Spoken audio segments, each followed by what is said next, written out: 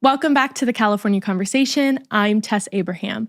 Last Thursday, President Trump signed a brand new executive order about repairing the foster care system across the United States. He specifically mentions a lot of steps that include even things like data transfer and really focuses on trying to create partnerships with private businesses as well as nonprofits in order to give opportunities for children who are preparing to exit the foster care system. Now, all of these steps are great and they show an increased priority in actually trying to repair foster care rather than just continuing to say that it is broken, as many people would acknowledge. But there is one part of the executive order that I believe is the most important, and it is titled the Maximizing Partnerships with Americans of Faith initiative. In it, President Trump states, quote, "The Secretary of Health and Human Services shall take appropriate action to address state and local policies and practices that inappropriately prohibit participation in federally funded child welfare programs by qualified individuals or organizations based solely upon their sincerely held religious beliefs or moral convictions." That is a mouthful. And what exactly is driving this section by President Trump? What is behind the initiative to look into local practices and policies around people of faith in foster care?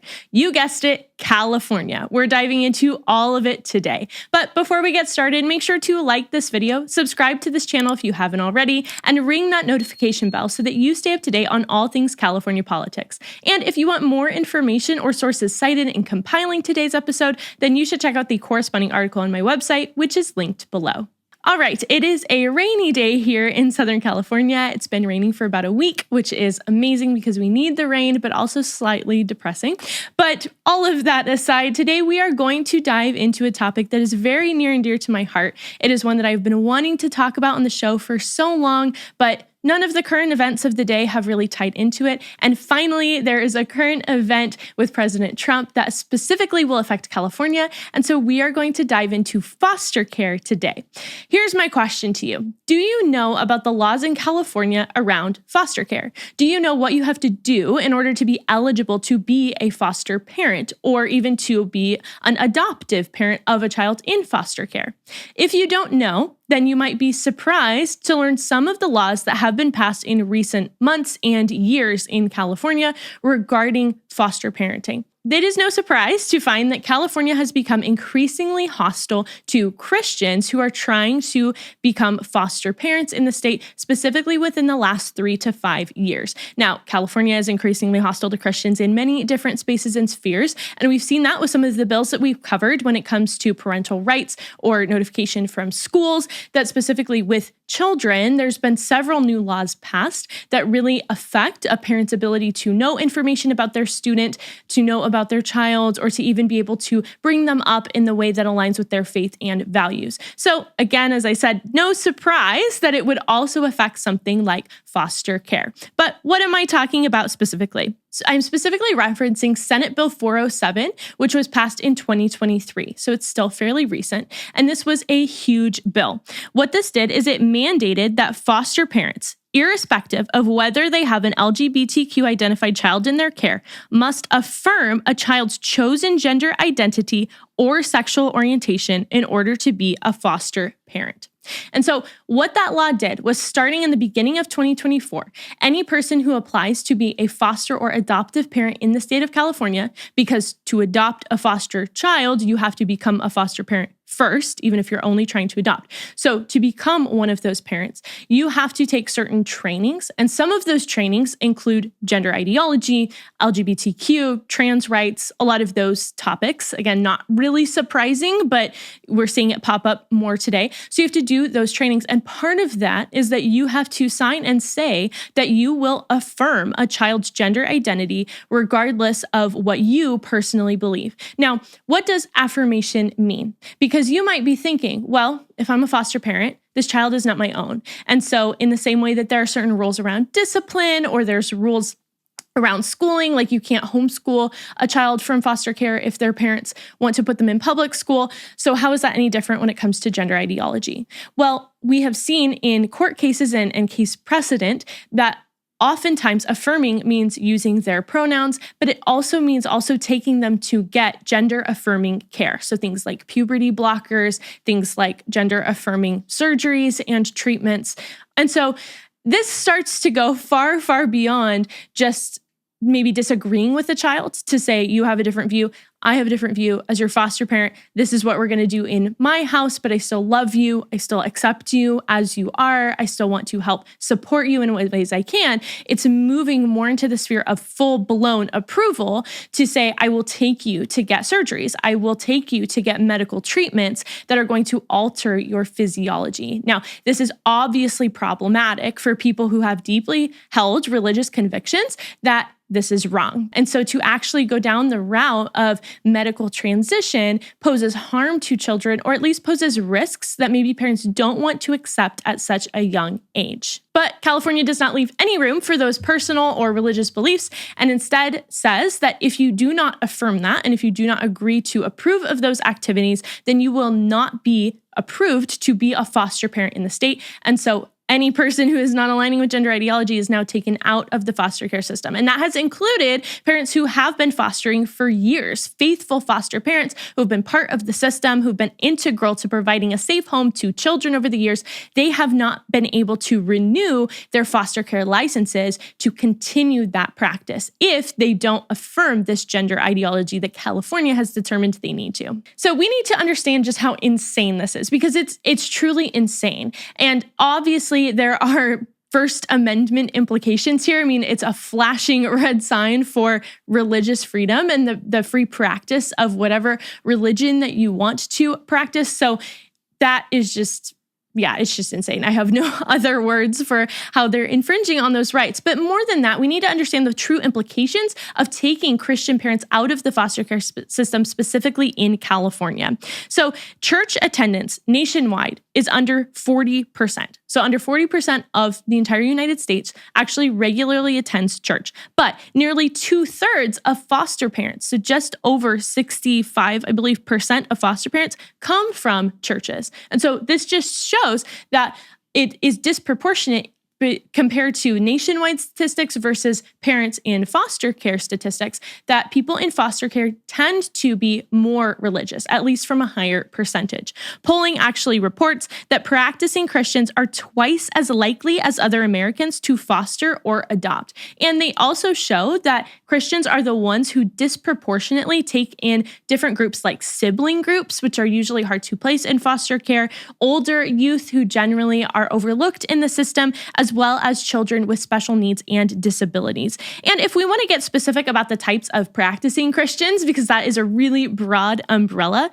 Catholics are 3 times as likely, so even more likely if you identify as Catholic, and evangelical Christians, Protestants, are 5 times as likely to adopt as the average adult in America. And that is due to the fact that a large majority of Christians, actually 77% in a poll of practicing Christians, said that they believe that it is part of their Christian faith, it is part of their duty to the Lord to be involved in some type of caring for the orphan, which obviously is going to include foster care or adoption as an option for that. So clearly, Christians, people of faith, are an incredibly valuable resource to the state when it comes to foster care, because foster care is always under-volunteered. There are never enough foster homes or safe and good foster homes for children. And we can look at the statistics. There are over 60,000 children in the foster care system in California, with Los Angeles County alone providing 25,000 of those children. And so there's clearly great need. And if you are now isolating away people who are 5 times as likely or 3 times as likely as just average Americans to actually engage with that system, and you are saying that they can't because of their beliefs, now that is going to hurt the system. And most importantly, it's going to hurt the children who are in that system, because you're going to take away a large pool of families who can offer safe and loving homes to those children as they're in whatever transition period that they are in, whether it's that they're in foster care for a really long time for the rest of their lives and go on to adoption, or even just for a brief temporary separation from their biological parents. And the reason that it's so frustrating is that the main concern of children who are in this system is not about their gender. So what California law is doing is it's taking a hypothetical situation and a hypothetical harm in that situation, because not every child who even is in the situation of having maybe a transgender identity would actually be harmed by a Christian parent, but it's taking two hypotheticals, putting them together, and then making a blanketed law for every single person who wants to engage. But most children in the foster care system just need somewhere to sleep at night, who know that they will be safe and protected from things like abuse, from things like bed bugs, from things like hunger because they don't have food. That's what children are looking for protection from. And so when you start to put things like gender ideology as more important than offering, again, these safe environments for children to live and thrive in, that's insane and it's ridiculous. And more than insane and ridiculous, it's wicked. It's really wrong. And we're seeing that injustice is done, not just to the Christians. I mean, obviously Christians, there's injustice being done there, like I said, with their constitutional right to the free practice of religion. But more than that, injustice being done to the children who are not going to have a safe place to sleep or to eat or to continue just trying to live as a child. But here's the good news, because we are seeing changing political tides when it comes to foster care nationwide, and that absolutely is going to have an impact on California. So as I mentioned at the top of the show, we have President Trump's executive order, which absolutely will affect California because it directs Secretary Kennedy to look into laws like Senate Bill 407 in California. But more than that, we're also seeing a legal precedent popping up in other states who have similar laws to our state. So if we look at a state like Oregon, Oregon often has laws or policies, practices that closely resemble and align with California's policies and practices because we're both deeply blue states. And there was a major court case that was decided earlier this year in July of 2025 that is absolutely going to tear apart SB 407 in California. So we need to look at that. And that is the case of Bates versus Paxsherrit. And that was decided by the U.S. Court of Appeals for the Ninth Circuit of Appeals. So it wasn't even just a district court, it was the appellate court. And so it sets a pretty wide-reaching precedent. Now, this was the case of Jessica Bates. And you may have heard of this because this was a pretty big case and it hit media a few years ago when it started to unfold. But in case you haven't heard of it, Jessica Bates is a Christian who, again, is living in Oregon. And sadly, in 2017, she became a widow and single mother to her 5 children. Now, over the course of years of healing from her grief and from losing her sweet husband, she decided to pursue foster care. She wanted to adopt from foster care. And her children got on board with it and were very excited. And so in 2022, she applied to become a foster parent. But she went through the steps that I mentioned earlier that are the same in California, where you have to do trainings and you have to do extensive paperwork and background checks and all of that. And in one of the trainings, it was made clear to her all that we talked about of that she would have to affirm gender ideology. And so she said that it specifically said adoptive parents must be willing to promote gender ideology. So not just affirm, but promote it, including using incorrect pronouns for a child, taking a child to LGBTQ events like pride parades, and even facilitating the use of cross-sex hormones on a child. So clearly, as a devout Christian, Jessica did not feel comfortable with this. None of us would feel comfortable with this in terms of taking a child to a pride parade or especially the more medical events of using cross-sex hormones in their lives. And so she wanted to be really honest about it. And she was honest with the Department of Health Services in Oregon that she would absolutely love and care for any child who was in her home, but that in line with her religious beliefs, she did not believe that she could say truthfully that she would affirm and promote this gender ideology. And as a result, her application to become an adoptive parent through foster care was denied. Now, Jessica sued because that is clearly an injustice, and the lawsuit has been ongoing for 3 years. But finally, Jessica won her case back in July. And so the Ninth Circuit Court of Appeals ruled that this was clear religious discrimination.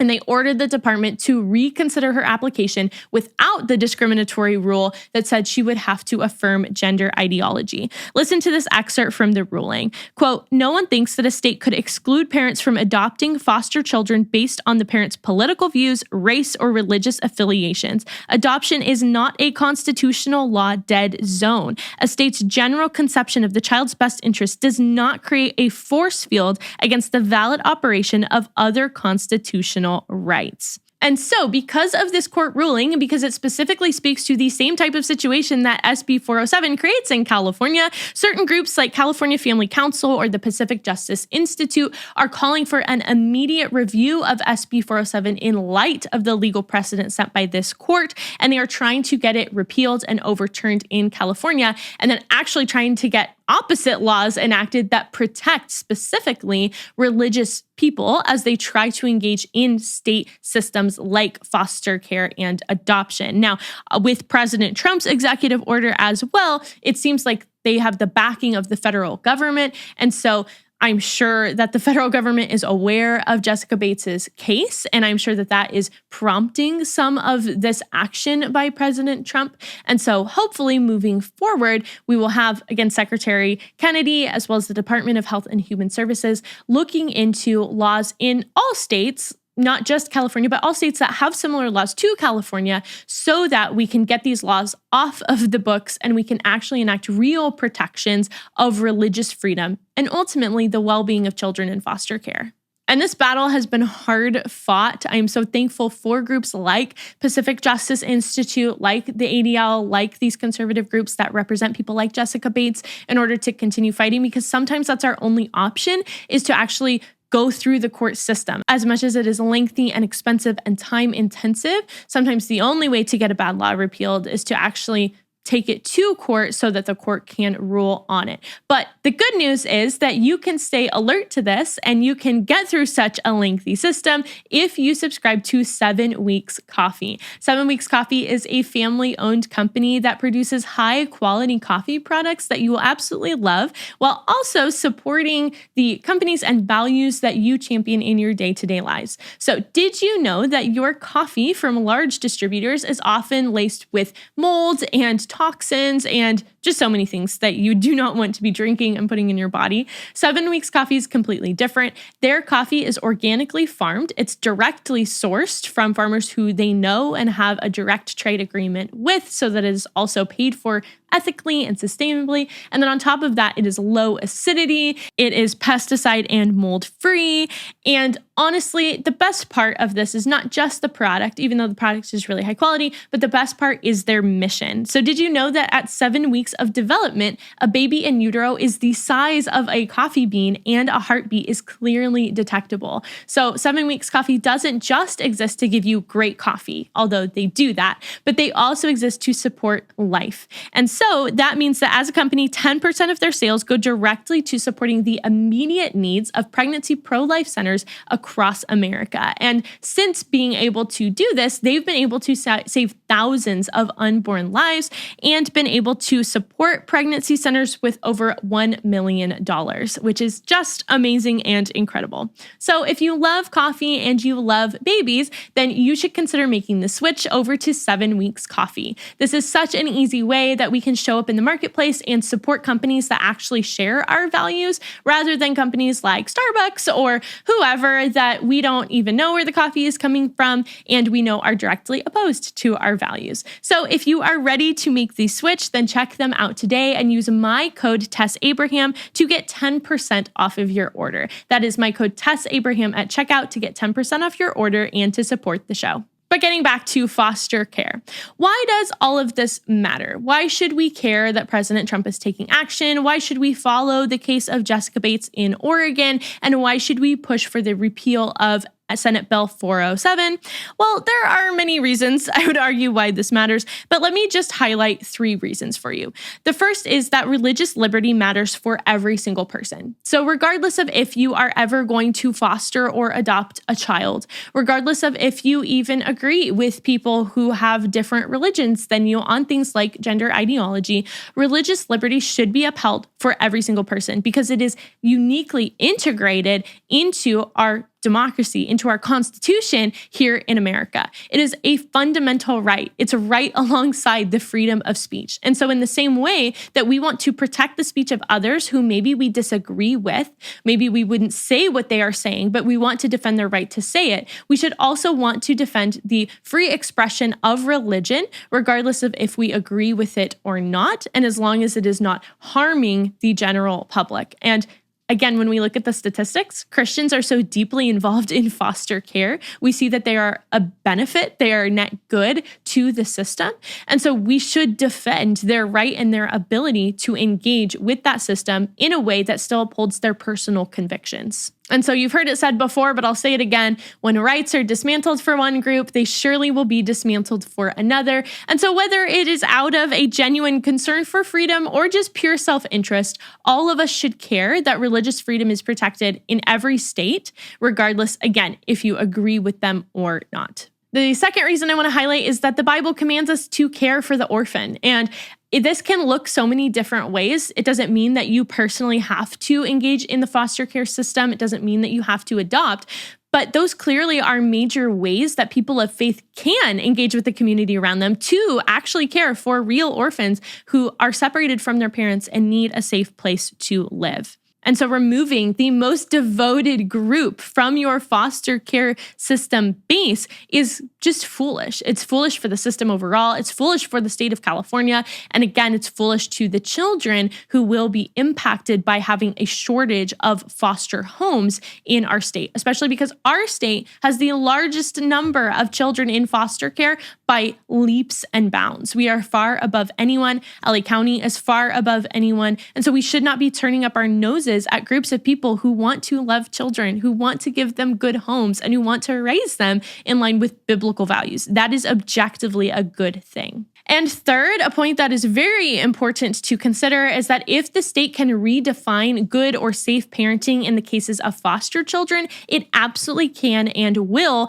redefine what good parenting looks like in your family as well. It is not a stretch to say that if California is going to say that if you do not support gender ideology, that makes you a bad and abusive parent to a foster child, then on top of that, you must be a bad and abusive parent to your biological child as well. Because why would it be abuse for one type of child in the system, but it wouldn't be abuse for all children? And in case you think that this is fear-mongering and you think that this actually isn't happening, it is. And there was even a bill that was tried to be passed just 2 years ago that was thankfully vetoed by our governor. That was Assembly Bill 957.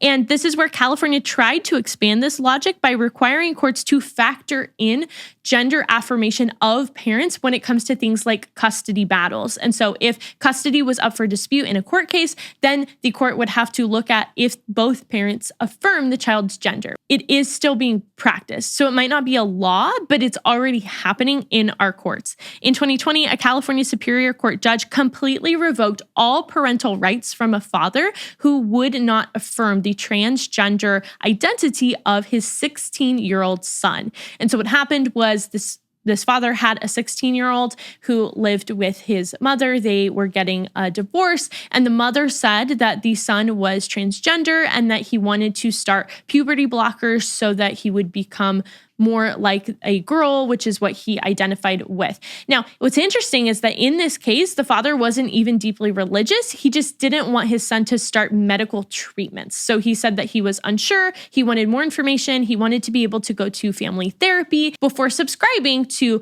puberty blockers, cross-sex hormones, as well as surgery, which was scheduled for him. But in California, the Superior Court judge ruled that he was too risky, that he had no right to actually demand that his son attend therapy. And so basically every single right was taken away from him. This means he did not have a right to see his own son. He didn't have a right to talk to his son. Every single parental right was stripped away from him. All custody was given to the mother, and that father did not see his son again. It had been months at the time that he even spoke out about this, since he had talked to his son.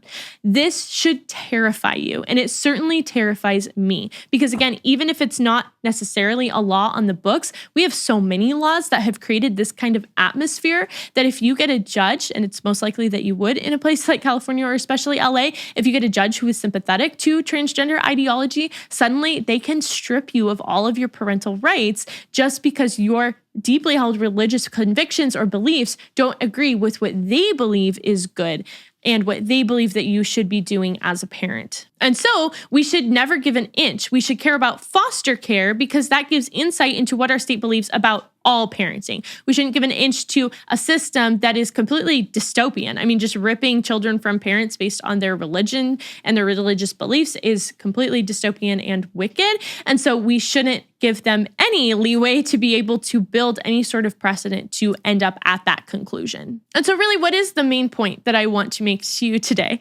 The main point is that your state can pass laws that are evil and have the potential to destroy you and your family simply because we are not paying attention. Bills like SB 407 passed because we let them. When I first heard about this bill, which was a little over a year and a half ago at this point, I first heard about it and my reaction was, how did this happen? It just passed. And it seems that it passed because we just let it, because we aren't aware of what's going on, because we aren't speaking up about issues like these. And so it's important for us to understand that laws don't just appear out of thin air. They're written by real people that we elect to lead and represent us. And so that is why I say so often that we have to engage in politics. But this is a real life, tangible example of why the church needs to engage in politics, why the church needs to be outspoken on these issues, why we can't say that politics is too divisive or that things are too nuanced or that we just can't know and we need to find common ground. There's no common ground here. We have to speak out about laws that are being passed that are wicked and that are opposed to the Bible. If the church will not speak up for children, for parents, for families, and for truth, who will? Who is left to do that work? And that's what we're seeing in California. There is a vacuum of people who are willing to, as Ali Bastucky would say, raise a respectful ruckus about these problems. We need to raise this as an issue and refuse to be silent. If every single church was outspoken on SB 407, our senators, our legislators would be flooded with letters, with emails, with calls saying that this is unacceptable. And they would have to think about and respond to that.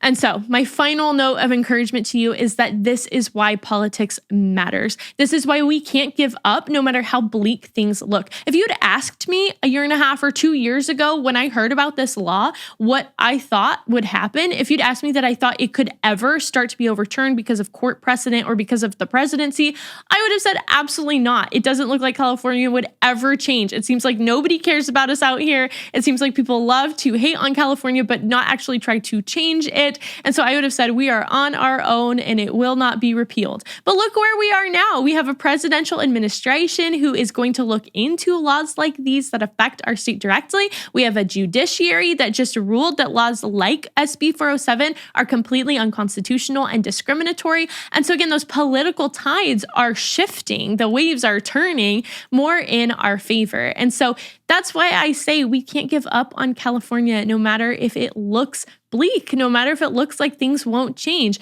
because politics are not static. They are constantly moving and changing, and we have to make sure that they're moving and changing in the right direction. So let this be a reminder, nothing is beyond redemption, not even California, and these tides can continue to change in a positive direction, but only if we keep pressing forward. Thank you so much for joining me here today. I hope it was helpful for you as you navigate life in our state and that you even learned something new about the laws in place here in California. Now, just to know, I have linked below resources and steps that you can take if you want to speak out against SB 407 and continue to support foster care in California, especially for people of faith. If you like the show, please remember to subscribe to this channel and please share it with your friends, family, and fellow Californians. And I will see you back here next week for another episode of the California Conversation.